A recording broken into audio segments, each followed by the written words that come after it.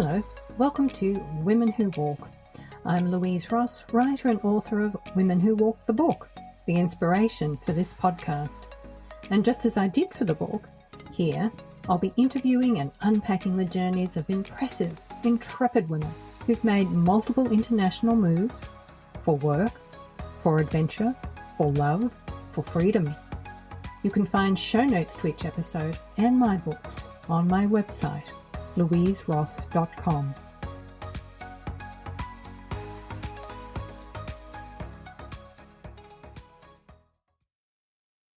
Hello listeners, welcome to episode 5 of Women Who Walk. My guest today is Joia Lewis. Joia was born in Portugal to American missionary parents during the Salazar dictatorship. She grew up north of Lisbon in the city of Leiria. 10 years later, her family moved back to the US, living in New England and Minnesota. After studying violin at Boston Conservatory, she continued college in Massachusetts and at the Pushkin Institute in Moscow, Russia, graduating with degrees in Russian language and literature and Soviet and East European studies. In 1979, she returned from traveling throughout Europe, Africa, India, and the Middle East for graduate work in the history and philosophy of science. Looking for a way to continue study in both the humanities and the sciences led to a PhD in the philosophy of science from Indiana University, completed just before the birth of her daughter. Following 3 decades of teaching scientific reasoning, philosophy of mind, logic, and medical ethics in California and Minnesota, with a hiatus as software publications manager in Silicon Valley, she has come full circle, returning in 2018 to her birthplace. Joia now lives just outside Lisbon on the coast, very close to where I live, in fact. We met through the social organisation IWP, or International Women in Portugal, which I talk a bit about in episode 1. Joia has served for several years on 2 different IWP boards as president. All this, and now in her 60s and retired, Joia has been living with a rare type of progressive multiple sclerosis for the past 13 years. I say retired, but between her volunteer work with IWP, including an online discussion group that she facilitates in the manner of Hypatia, the Hellenistic philosopher known for her brilliant teaching and wise counsel, Joia is still active, though no longer, as she says, able to overdo it. I am thrilled to have Joia as a guest on the podcast today, as I greatly admire her tireless intellectual curiosity, which has been the driving force behind her country moves, and her courage and tenacity, living with MS and the resulting physical disabilities.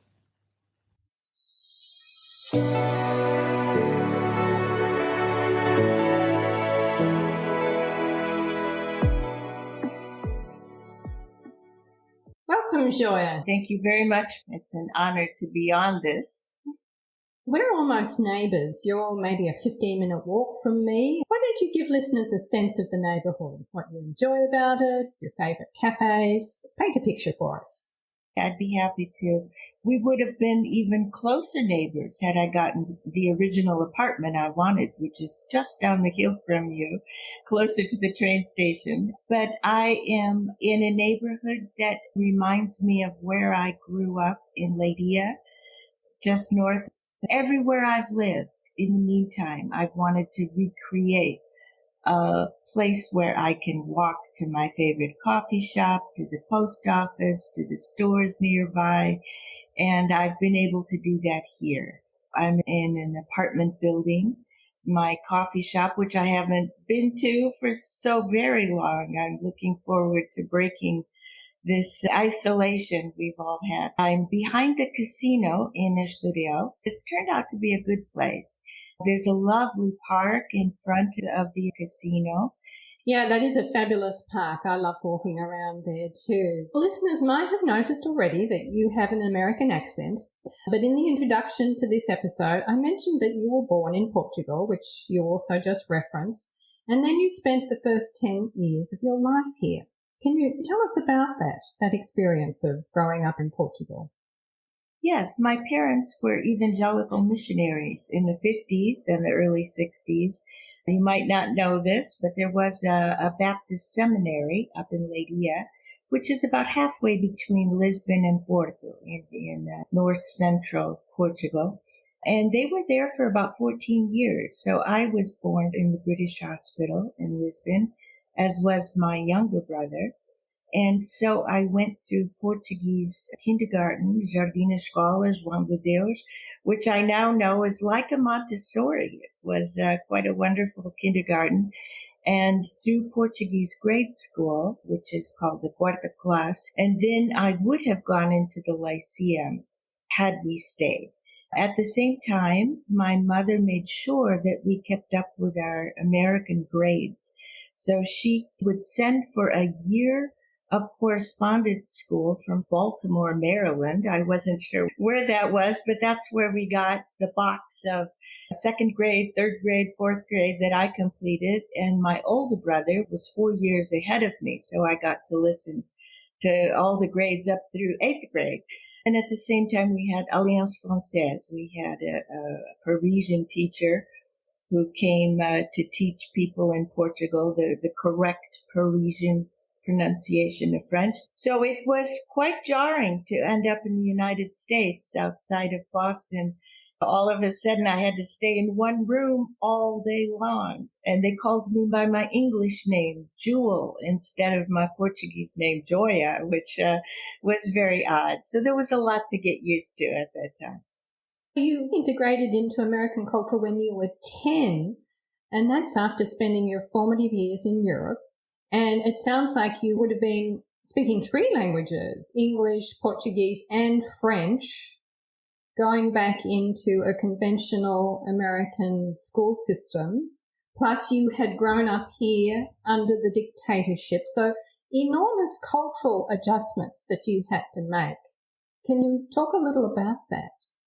It was a huge adjustment. And I must say, I may never have quite adjusted in the 50 plus years I did spend in the United States with traveling in between. But it was difficult. It was difficult on religious grounds. My parents had left in the early 50s and they were coming back into the United States in the middle of the 60s.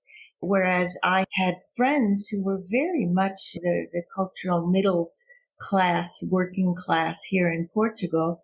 That class in the United States was all of a sudden outside the evangelical group. And I had not been aware of the religious divisions before. That was quite different. The education was quite different. We had been brought up with a lot of music. We took piano lessons in Portugal.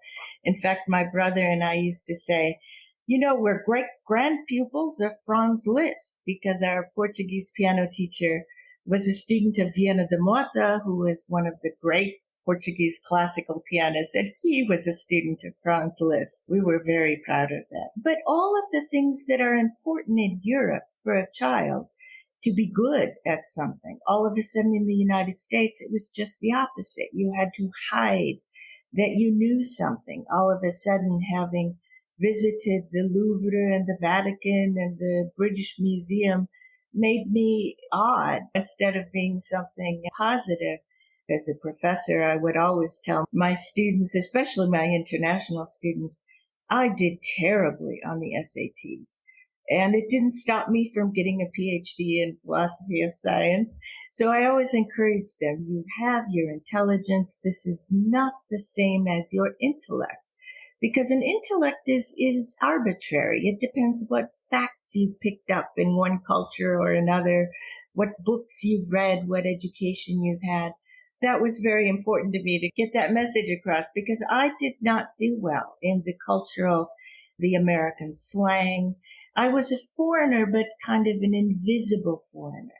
I didn't have an accent in English any more than in Portuguese, but I just simply didn't know what everyone else seemed to know. And one of the things that you touched on is the rich cultural experience that you had growing up in Portugal, and music was very much a part of your young life. And then you went on to study music. Yes, I was very fortunate to have parents who were in the educated evangelical culture. Even though they were in a minority in Portugal, bringing a Protestant religion to a very Catholic country, as most of Southern Europe is, they were also very excited to be able to travel during the summers. And as I mentioned, to take us to all the great museums and all the big sites. Germany, where my grandmother's cousin lived. She was the matriarch of a farm in Blankenheim, and we would go and visit our cousins there. And so there were things available to us growing up in Europe that simply would not have been the case in the Midwest, where my parents were from. Musically, I did continue. My brother went on with the piano. I went on with the violin, which made my mother happy. She was also a violinist. When my father finished his graduate work at Brandeis, he went to teach Old Testament at a Christian college in St. Paul, Minnesota. So I went to junior high and high school there. At that time, I got into the St. Paul Youth Orchestra, which was a wonderful organization, and I was able to play all the great symphonies. We even made a record, which was so much fun in high school. I later went to Boston Conservatory, and I'm so glad that I did, because I found out that I didn't want to spend the rest of my life playing in an orchestra, which my teacher wanted me to do. I was just beginning the Brahms violin concerto when I started to read Russian literature, of all things. And it touched a chord in me that this was the next step. I often feel very strongly that what I'm doing at the moment will lead me to the next phase of my life. And I was certainly correct with that. I switched to UMass, to the program in Slavics, and then went to Moscow to continue studying Russian language. That's what's most curious to me about your story, is that you then left the US and you went to the Soviet Union. In fact, it was Pushkin Institute in Moscow, graduating with degrees in Russian language and literature and Soviet and Eastern European studies. What do you think drew you to such a difficult language and another country that somewhat mirrored the dictatorship of Portugal? Did you think that there was some similarity between your experience growing up in Portugal and your pull to study in Russia? I didn't at the time, but I certainly do now. I see many similarities. Portugal's off on the west of Europe, and the Slavic world is off on the east of Europe. And in some ways there are similarities. But at the time, what drew me to the language, I think, because I had studied language and I knew that poetry and literature and history is open in a new way once you can read in that language. And since I had already done that, I was open to learning a new language. I had tried to learn a bit of German. German reminded me of my grandmother not being happy with me. She would kind of yell German proverbs and things when she was disappointed in my behavior. And I didn't have a good association with the language, but that didn't keep me from reading the literature, at least in translation. Once I discovered Russian literature, I was absolutely enthralled. And it was the 19th century Russian literature. So I must say, even though I did go to the Soviet Union in 1978, I spent 5 months there, 4 months in Moscow, and 2 weeks each at a different time, traveling in Kiev, Novgorod, Leningrad, which is back to being St. Petersburg, Vilnius in Lithuania. It was quite exciting to be there and to visit the small towns around Moscow with the beautiful old churches from the 12th century. I was looking for the 19th century. I was looking for Tolstoy and Dostoyevsky's Russia, and was fascinated with everything about that. But I had been taking courses about the Soviet Union. And when I walked into the Pushkin Institute in Moscow, I had the same feeling that I was in the stucco walls of the Baptist Seminary up in Ladia. I put that away on the back shelf, but it's come back to haunt me quite a bit in the healthcare system as well, the public healthcare system in Moscow, when I've been in older clinics and older hospitals in Portugal, I'll have an equivalent fear that I'm in a place where I may not be getting the best help and I may not be able to explain to anyone what I need. So I have to be careful with these kinds of memories. They may or may not be literary or actual, but they certainly bring a lot of color into my life and into my writing. This might be a place to talk a little about your health journey. I did mention it in your biography that you're living with MS. Did that begin to appear, or did you have symptoms at the point at which you were in Russia? I have a rare form of MS that doesn't show up until your 50s and 60s. It's called primary progressive MS. I had never heard of it. I knew a lot about the other kind of MS that you get in your 20s and 30s, and you deal with various attacks and remission throughout life. My cousin has this type. So I was very surprised. I date the beginning of my awareness of symptoms to the year 2007. It took another 3 years for an actual diagnosis. It was very unclear why I was having trouble lifting my left foot off the ground. Then I was diagnosed with MS, but it wasn't clear what kind in 2009. Because I was teaching in St. Paul College at the time, I had access to Mayo Clinic in Rochester. And I finally went there in 2012. And after 6 months of a team of doctors and researchers investigating the disease, it was a bittersweet news, but they did confirm that it was primary progressive MS. I'm fortunate that it has been stable. It is now 12 years. Even my neurologist thought it was a good idea to move back to Portugal now. With this stability, I don't have pain, but I do have weakness on my left side. That is challenging. It's taught me a lot to live in the world as a disabled person. It slows things down, and maybe in a good way for me. It certainly slowed me down. I have more time to reflect and do the things I'd like to accomplish still in my life. I want us to come back to that, but let's go back to your extensive travels throughout Europe and Africa and India and the Middle East. Was that just part of your post-Russian experience? Yes, the beginning of these travels, very specifically to New Year's Eve in Frankfurt, Germany in 1977. I was on my way to the Soviet Union with 25 exchange students. What happened after that trip is that I had gotten to know the tour leader and said that he had been put into the DP camps, the displaced person camps, with his Polish family after World War II, and then ended up in the United States. I was the first person he met who said, okay, let's go. Let's go see the DP camps. And that started a year of traveling together, which was absolutely wonderful. When I think about what I've done later in my life with formal degrees, I always throw in the traveling. We were able to go south to Greece, Egypt, all the way down to Kenya, and then over to Pakistan, India, Nepal, and then back through the Middle East. We had a round-trip ticket from Luxembourg back in the days when you could fly Icelandic Air for $300. That's what we did. And this year of traveling was wonderful for me. We would try to spend about a month in each country to get to know what was going on. We tried to travel as much as we could like local people, the second, third class in these old British trains across the continent. Then we would try to have one good meal a day. So we'd hit the fancy restaurants for that meal. And the rest of the time we had our Bunsen burner and we would boil water, whatever we needed to do. It was an education that I couldn't have had in any other way.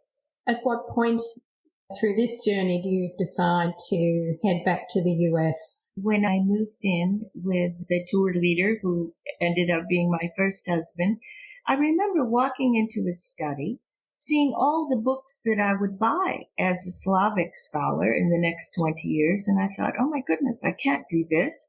It's not that I wasn't interested any longer, but what I kept returning to was the fact that my favorite Russian writers, like Dostoyevsky, knew the science of the times, knew the history, knew the psychology, knew the politics. Dostoyevsky had been an engineer before he became a writer, and there was something in the ideas that I wanted to pursue.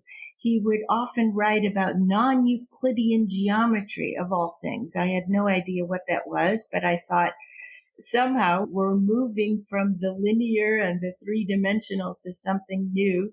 And I need to know what that is. In pursuing these ideas, in a way, I invented my next field of history and philosophy of science. I wanted to study the humanities and also study the sciences, what would give us our world view. My husband at the time got a job at Indiana University for a year. The plan was, we'll make some money and go to China. Well, we got as far as San Francisco and realized we didn't have enough money, but we ended up staying there, and I enrolled in the history and philosophy of science department. There are only two in the United States, in Pittsburgh and in Bloomington, Indiana.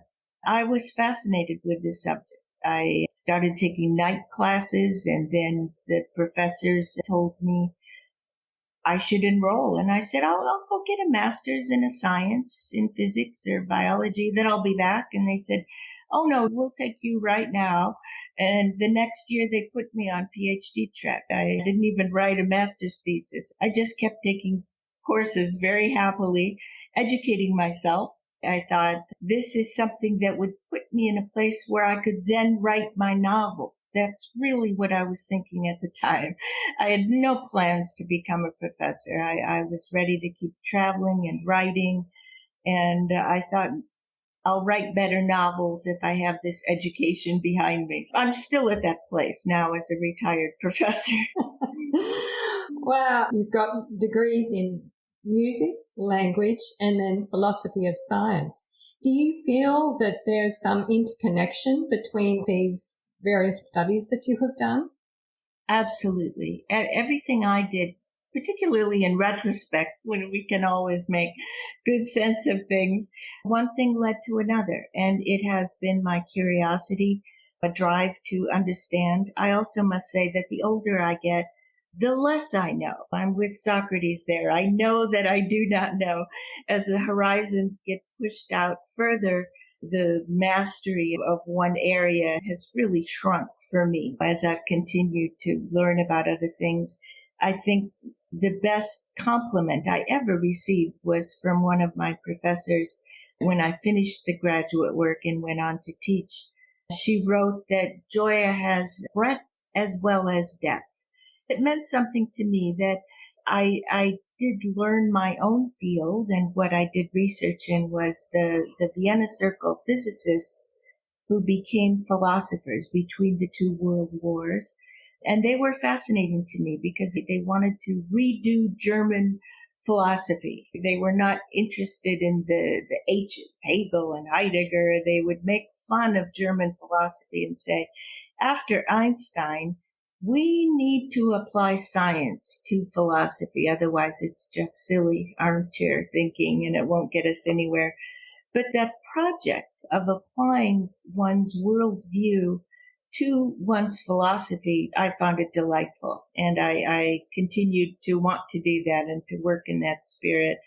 But I haven't stopped loving music. I continued to play my violin whenever I could. I couldn't really practice the way you need to. So I started to sing at one point after my daughter was born. I realized I could deposit her as a baby in the church nursery and I could go off and sing. And I very heretically would choose a choir with paid singers and ex-opera singers and section leaders. And I got to sing Mozart Requiem. And I enjoyed that a lot. And my daughter's father, who became my second husband, was a jazz musician. And our first date, he put me on the guest list for the Video Saloon in Bloomington, where all the good jazz groups played. And because I love Baroque music and because I was aware that Bach and the other Baroque composers wouldn't write every single note. They would write the chord. It was quite like a jazz chart where the soloist would come in and improvise around that particular series of chords. And the more I heard and the more I listened to the jazz soloists, the good players were just astonishing to me. I could not make that transition. And I tried with the jazz bass at one point to go from classical to jazz, and I couldn't let go of the visual. I need to see the music, and then I memorize it. I transfer it to the violin neck, and then I've got it. And you can't do that with jazz. It's like a language, and you're drawing from that language and you're expressing it in the moment. What I could do with words, I was not able to do with notes, but I certainly saw the correlation in those two.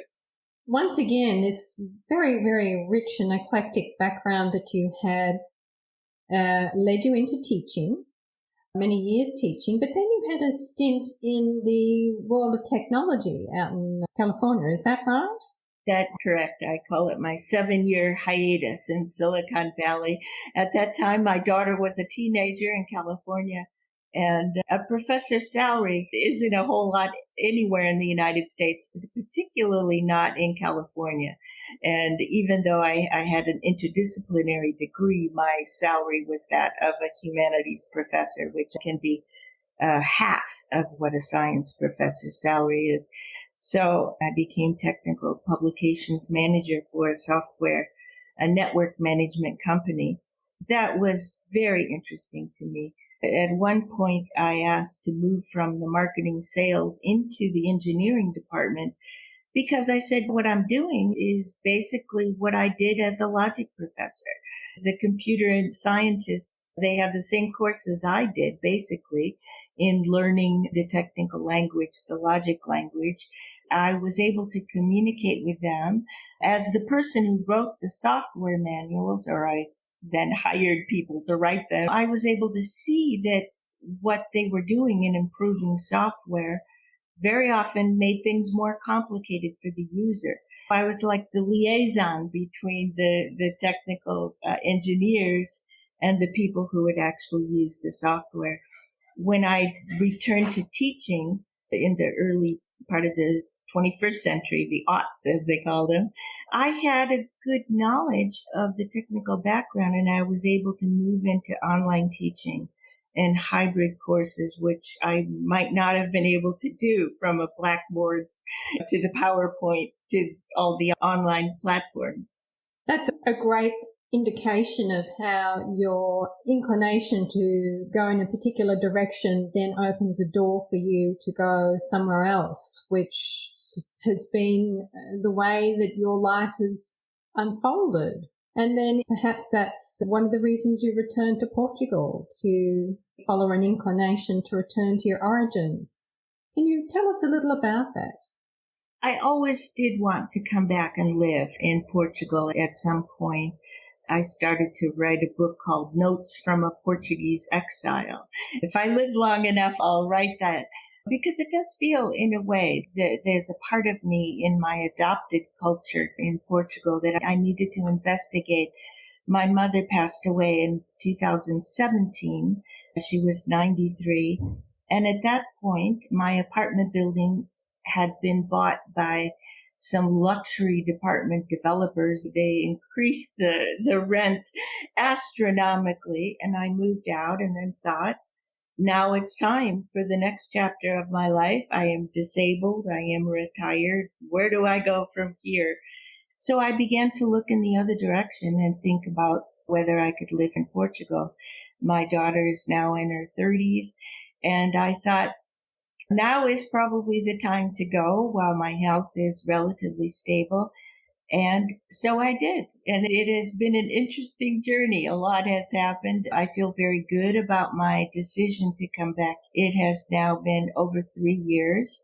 I'm still in touch with my childhood friends in Leiria. But what has been a great joy to me has been to meet other expats, particularly the women I've met through IWP, which I knew nothing about until I came here. And Louise, you are one of those people. I am indeed. That's how we met. And a couple of times you've referenced yourself as disabled, and yet you're still so active. I know you have good days and bad days, but you've been incredibly participatory in IWP in the various roles that you've had on the boards. And of course, now you're facilitating this wonderful online group. Tell us a little about that group. I also mentioned that in the introduction. It's a wonderful concept. Yes, the salon concept is quite old. What came from the United States is the idea of the Socrates Cafe, which was started by a journalist in New Jersey, and those have grown and they're all over the globe now. People who get together, choose a topic and discuss it in a coffee shop, in a nursing home, in a school, all over the place. And I had participated in some of those in California. They're not academic. I would always tell my students, we're all philosophers. We're all trying to understand what we're doing here, what things mean, if we can trust our eyes, etc. We had some salons previously in IWP. During the pandemic, we could not meet in person, so I was willing to start one online. Instead of Socrates, we chose a woman philosopher, Hypatia from Alexandria, a wonderful mathematician and philosopher and teacher. And so we're calling it the Hypatia Cafe. And we have not yet met in person, but I'm looking forward to that. For the time being, we pick a topic and we have no trouble going into detail discussing what a certain topic, like truth or introvert, extrovert, or technology, what these things have done to our sense of who we are, of ourselves, the cultural differences we've all lived in, and this particular community of people who've lived all over the world and have dealt with life in different languages, different approaches. It's quite amazing. I'm enjoying it a lot. And as I always did as a teacher, I learn from my students, I learn from my friends, and that's basically how I keep going. I know there's more for me to understand. I'm nodding my head and smiling because I love this group that you facilitate. One of the classes I took in my undergraduate degree was philosophy, and I really loved our breakout small tutorials, which are a little like the Hypatia Cafe, because it was just maybe half a dozen of us and we'd sit around, and it was great, juicy discussion. And you're such a source of wisdom and a wonderful facilitator that group is a fabulous forum to come together and dig deep on some of these topics. So as we finish up, Joia, you're living comfortably in Portugal. You're managing your health. Are there any plans? Is that book part of your future plan? I have several books in mind. I continue to write essays and poetry, but I do have some other things in mind. I always say if I live long enough, I'll get to all these things, and may even do some more professional writing as well. I'm back in touch with graduate students, people who are all over the world, in India, in Barcelona, in Paris, in Venice. And there's a lot of richness in following people's lives through time. What has impressed me the most since I've been back here is the familiarity, the comfort of coming back to a culture that was so much a part of my youth. Also, it has another side. It's been difficult to have a child's understanding of the culture. I did not develop the adult coping mechanisms in Portuguese. So in a way, I think it's easier to be an expat when you don't hear the language in the same way. And what I'm aware of is that in Portuguese, I will often hear the emotion, the intensity, that's louder for me even than the meaning of the words. Whereas in English, we speak in more of a monotone, and it's the definition of the words that will come through. You have a blog, don't you, where you explore some of these ideas? Yes, I started a blog. I called it Joia's Rhapsodies in D minor, I suppose because I played the Wieniawski Concerto in D minor.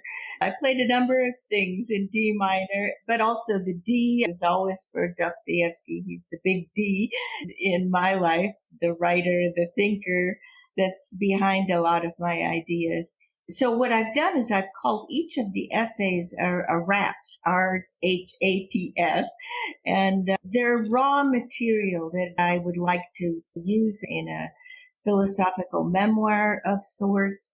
Also, because I am sensitive to what was happening here in the culture as a dictatorship in the 20th century in Portugal, and with my work in the Soviet Union, I've become very interested in the idea of how trauma exists under tyranny. That is another area that I would like to write in, kind of a micro, macro view of when people are considered inferior, when they are seen as not deserving of life in the way that the people in power are deserving of life. And that can be women, that can be people of color, that can be a refugee, a torture victim.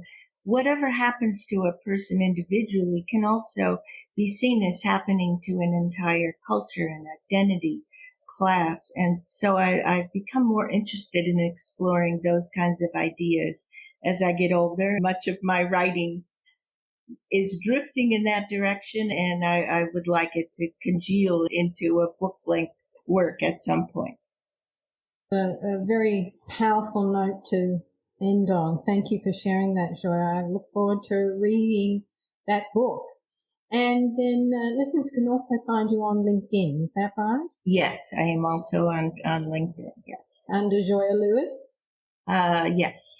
Well, thank you so much for being available this morning. This has just been a delight to unpack your journey and find out more about your personal story. Thank you, Louise. This has been wonderful. It reminds me of who I am. I need that after the isolation of this past year. Yeah, me too. That's why I love these conversations. Yes, absolutely. Thank you for listening today.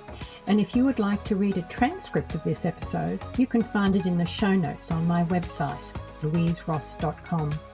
And if you enjoyed this episode, please rate and review Women Who Walk on your preferred podcast provider.